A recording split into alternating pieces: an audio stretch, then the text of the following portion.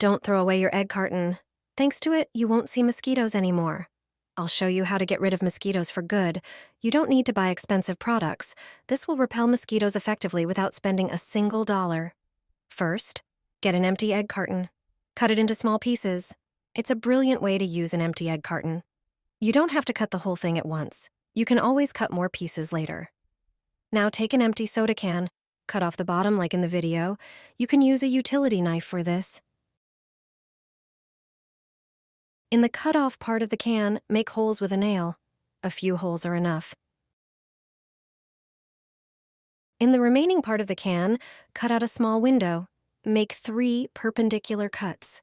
You can do this easily again with the utility knife. Now put the can back together. Place it on a table. Put the egg carton pieces inside. Light them. When they start to smoke, close the can. The smoke from the burning cardboard repels mosquitoes. This mini stove is easy to make and works great. Mosquitoes won't come near. They can't stand this kind of smoke.